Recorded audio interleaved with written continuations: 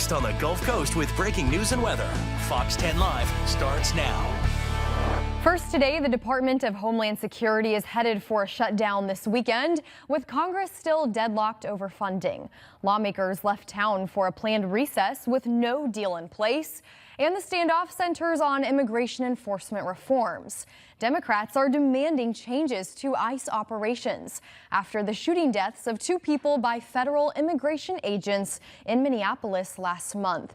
They want tighter rules on search and arrest warrants and body cameras for ICE agents. But Republicans say no, pointing out Congress already gave Homeland Security $165 billion in funding just last summer.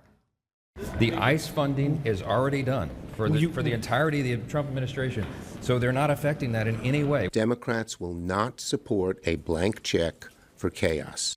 Most DHS workers are considered essential, so they'll stay on the job, but without pay until a deal is reached. That includes employees at FEMA, the Coast Guard, and immigration agencies. Welcome into Fox 10 Live on your Friday. Thanks for joining us this afternoon. It's been quite the busy news day. Let's continue a look at our trending headlines.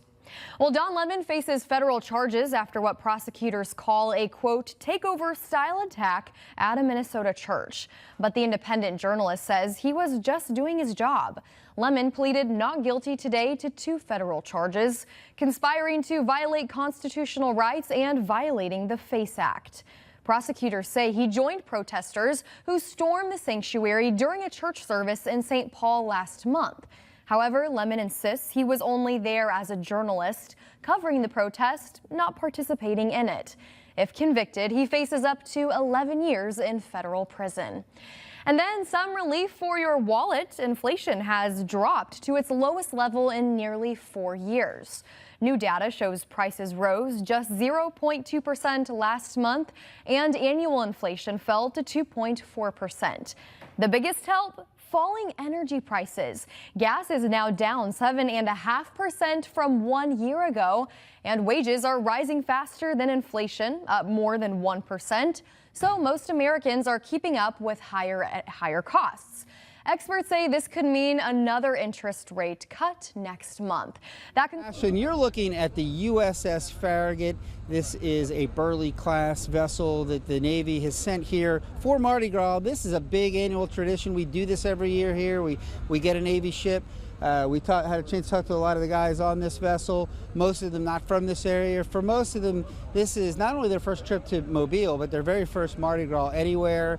They talked about how excited they are to get out and see the parades and experience the hospitality of Mobile in the South. And we talked to a bunch of them, and we talked to a couple of wives who actually made the trip to be here so they can see their husbands. So it's a fun story, and we'll have that coming up at Fox 10 News at 5. What a great story there. But one of the things we do here on Fox 10 Live is we feature your pictures and videos. And here's one of the ways you can do so. Make sure you have the Fox 10 weather app. Scroll all the way to the bottom and use this Submit Your Pictures and Videos button. You can also find all your forecast needs for the parades as well. Speaking of which, conditions are not that bad outside. This is a look at downtown Mobile on our Admiral camera. 70 degrees right now. We have shifted our winds out of the south-southeast around 8 miles per hour. So we're bringing in a little bit of that humidity for our parades tonight, but not feeling too bad out there. Temperatures right now across the area: 73 in Bay Minette, 73 here in Mobile, 70 in Gulf Shores, 72 in Evergreen, 71 in Chatham, and 70 in Pascagoula.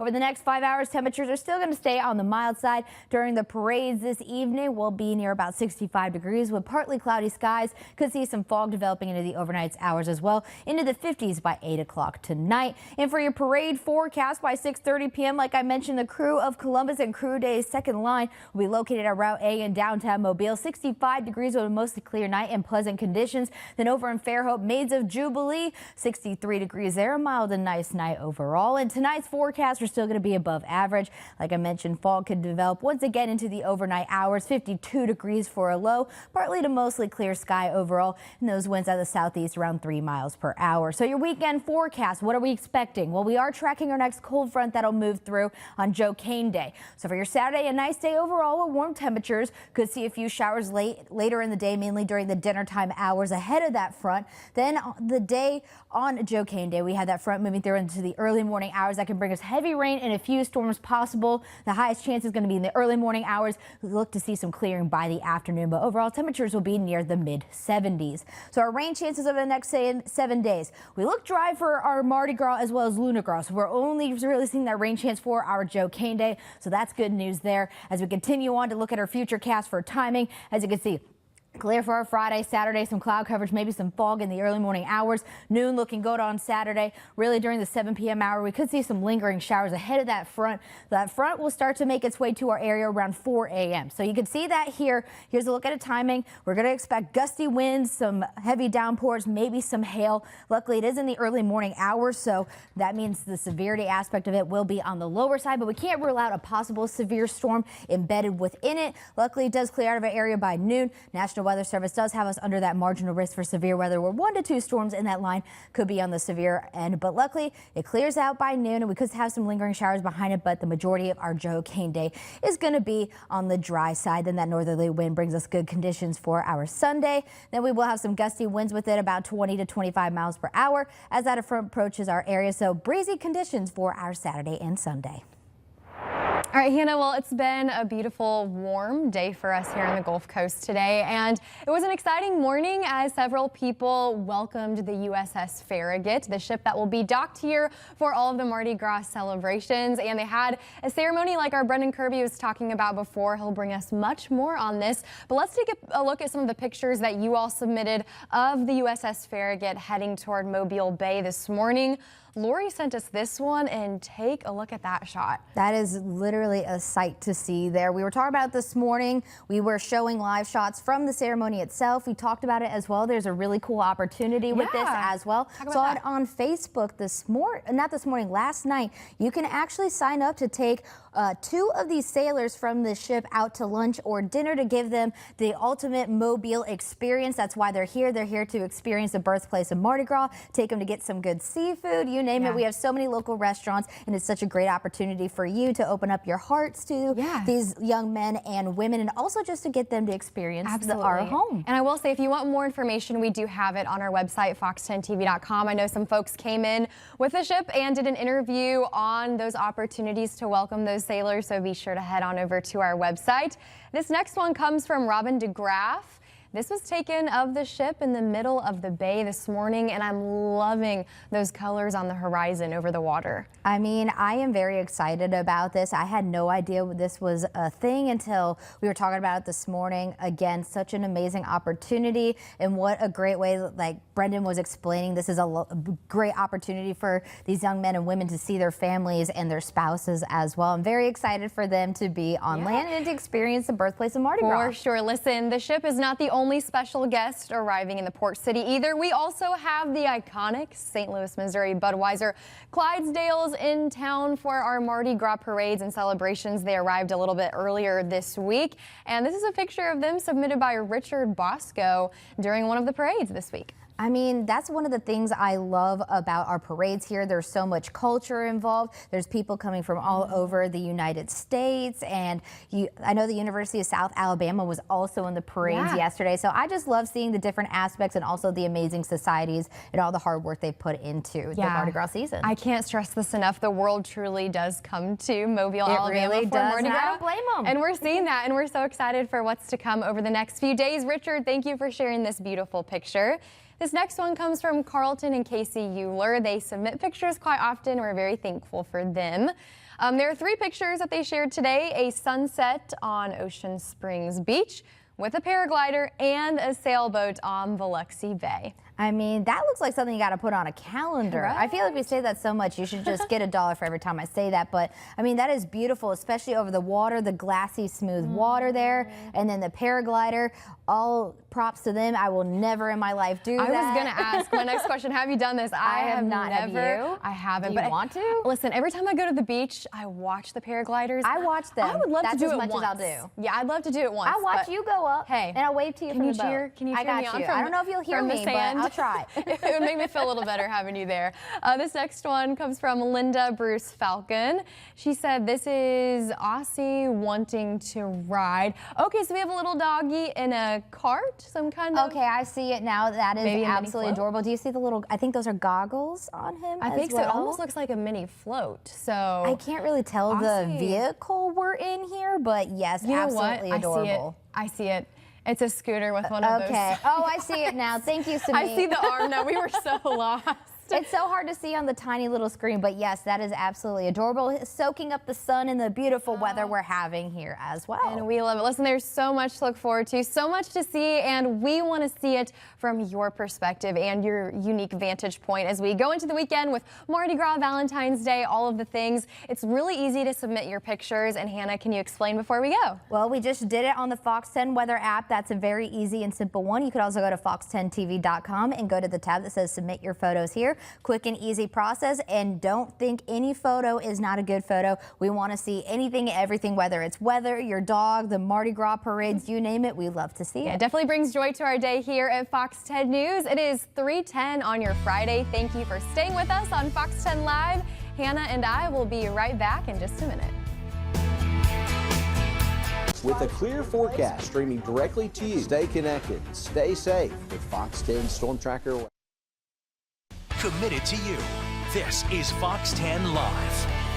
Welcome back into the studio on your Friday afternoon. Your TikTok feed is about to get real local, Hannah. TikTok says it is launching a local feed feature for users to opt into. The company says it will use precise GPS location data to customize localized content related to small businesses, travel, events, restaurants, shopping, and much more. Once a user activates the feature, it will show up as a tab in their home screen. TikTok notes if the feature is set to off, it will not collect your GPS location. TikTok says local feeds will not be available to minors. We were talking about this earlier at 11. We are very excited for this. I'm someone who loves to explore local things such as restaurants, stores, you name it. I feel like this will be a great feature, especially for tourists coming here as well. I feel like this will be like a hot commodity next year during Mardi Gras as well. Sure, and our generation uses social media a lot, but it's just a really good way to watch people rate different attractions, different restaurants as well. So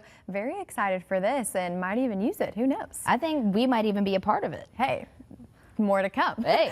Well, Valentine's Day is tomorrow. It might be for lovers, but that's not until Saturday. In the meantime, happy Galentine's Day, Happy Ashlyn. Galentine's Day right back at you. This pseudo holiday celebrated February 13th comes from a 2010 episode of none other than Parks and Recreation. I love that show. And then since then, it's been embedded by single women across the land, but not just single women celebrate it. Right. A typical Galentine's Day celebration includes brunch with female friends, lots of drinks.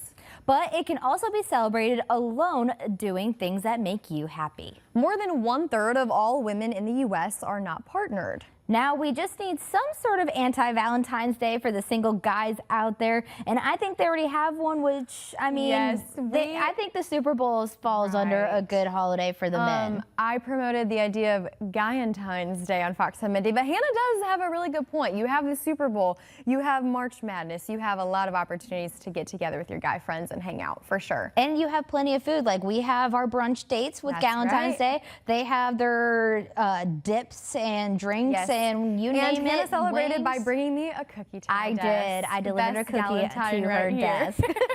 Well, one fast food restaurant is now promising not to nuke anything. Steak and Shake said Thursday it is eliminating microwaves from all of its location by April. And this took me by surprise because I need to know what they were microwaving. I'm a little confused. It's not clear exactly which menu items were ever microwaved in the first place. But the move comes less than a year after the chain switched from seed oil to beef tallow in its deep fryers. That brought it in line with Health Secretary Robert Kennedy Jr.'s Make America Healthy Again campaign. Like you said, I would love to know. I'm a little which concerned items that are that is microwaved. even a rule now, that we can't microwave food anymore. I mean, I understand it's a fast food restaurant, but like, what are we microwaving? That is, it can't be the burgers. I hope not. That's the hottest commodity there. Let's just forget it ever happened, especially by April, it'll be gone anyway. That's what was one of my favorite restaurants. I'm just Right? kidding. Now I'm okay. Well, listen to this crazy story. Police in Minnesota got an unusual wildlife call a little earlier this month. It was a deer that had gotten caught in a baiting cage net in somebody's backyard. Yeah, you can see two officers struggling to free the deer's antler in this body camera video. And they were telling the agitated animal to chill, but that didn't seem to work. I don't think that works on animals. I don't think or that works people. on anybody. Yeah. I don't think I would be happy if they told me to chill. I mean, you're in a batting like cage area. I don't think I would chill either if I got stuck in that. For sure. One of the officers was able to hold the antlers, thankfully, while the other cut the net. Once freed, the deer did run off. Gonna take my opportunity to say, oh dear. Just kidding. I was waiting for it. I was Yeah, waiting for you something. knew- I didn't you know knew what was coming. something. I didn't know Hannah never what. really knows. I'm kind of running low on my puns today, though, so don't really. I mean, I don't blame him from running off. If somebody told me to chill, I'd be mad too. straight for the net. But glad the deer was okay. Yes. Hopefully the deer will have a good Valentine's for sure. Monday is President's Day, and that means residents can go to national parks for free. Not only that, it's the official kickoff for the Park Service's entrance fee free days. There are 10 days this year where you can get into any national park completely for free. They're mostly on federal holidays, but also include days like Constitution Day and Theodore Roosevelt's birthday. You don't have to be a citizen to get in free, but you do have to be a U.S. resident. Also, only entrance fees are waived. Yes, you still have to pay to camp or make reservations as well, but I really love that they do this for folks because I feel like everyone should have an opportunity to at least go out and see a national park or multiple. I didn't even know this was a thing. It's something I'm going to have to note in the back of my mind for whenever I decide to travel to one of the national parks. Definitely on the bucket list for sure. Yeah, those are beautiful, beautiful. Definitely take full advantage of that. We're looking at some pretty pictures there. We have our own pretty picture outside today, Hannah, with our weather. We do, and here's a look at our quad camera. Temperatures are looking good out there. Sunny blue skies after a pretty overcast morning with some fog. Conditions are not terrible out there. Here's what we're tracking for our weather headlines. We're going to continue to see this warm weather for the rest of Mardi Gras,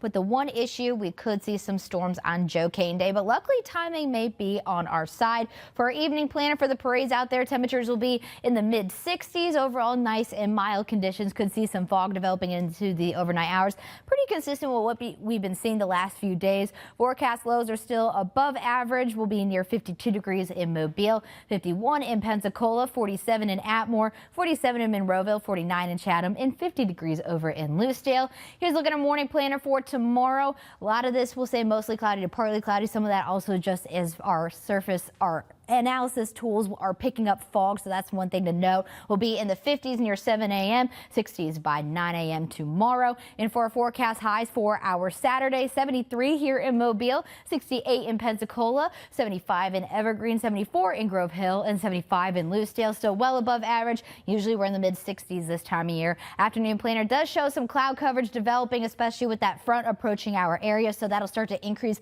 as we go on throughout the day tomorrow. Lower 70s by 3 p.m. 60s by 4 p.m. as well. But luckily our parade forecast for Saturday looking great out there. Will be a little breezy though as the front starts to approach our area. We'll have gusts of about 20 to 25 miles per hour, 70s during the first round of parades. Then by our evening parades will be in the mid 60s. Luckily for any chance for rain, it'll be closer to the 8-9 o'clock hour for a lingering shower ahead of that front. But overall our parade forecast is looking good for our Saturday.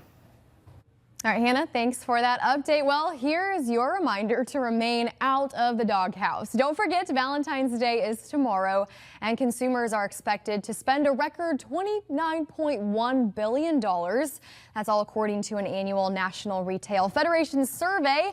Candy still remains the most popular gift, but this holiday, doctors are hoping you also give your health a present. In today's Health Minute, Mandy Gaither explains how to show your heart some love for Valentine's Day.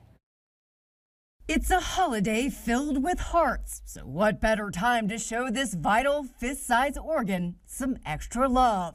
Heart disease remains the #1 killer of Americans. Dr. Ashish Shiraju with Cleveland Clinic says the U.S. has come a long way in lowering the number of deaths due to cardiovascular disease, but the latest data from the American Heart Association shows nearly 916,000 Americans died from it in 2023, and the organization says up to 80% of heart disease is preventable. There needs to be a continued focus on preventing risk factors for heart disease and preventing adverse outcomes if you do already have heart disease. Siraju says a majority of patients are unaware they have one or more risk factors for heart disease. Those include being a smoker, obesity, diabetes, living a sedentary life, or having high blood pressure and high cholesterol. You won't know those levels if you're not getting routinely checked. These risk factors tend to be silent for the vast majority of the time. Siraju says the first way to love your heart is knowing what factors increase risk of disease and which ones impact you. Then he says get control of those risk factors, eat a healthy diet, exercise, reduce stress, improve sleep quality and quantity, get routine checkups on blood glucose levels, cholesterol, and blood pressure, and know your family medical history. I think it's a great time of the year to sit back and take stock and then understand your own heart a little better. That it was the best decision for me. Don't hesitate. Call me, Dean Waite, right now. Welcome back. Meet the world's best cat. And yeah, that's an official title. Oh my goodness. The cat from Russia was crowned best cat by the World Cat Federation last year. The feline phenom beat out nearly 1,500 competitors across more than 40 international shows. The cat making a star appearance at a Moscow cat show this week, drawing crowds of admirers. The cat's owner says raising a champion isn't the hard part, but finding one with the potential is. Oh my goodness, crazy. I mean, crazy. I mean, imagine raising a diva. Right? So true. No kids yet, but breeders are hoping to pass on those award-winning genes. I wonder if there's an award for best dog. My dog would not win it. My dog would not win either. Our dogs are bad. If our dogs are watching, we're so sorry. Thank you for watching Fox 10 Live. We hope you have a wonderful weekend. We will see y'all at 4.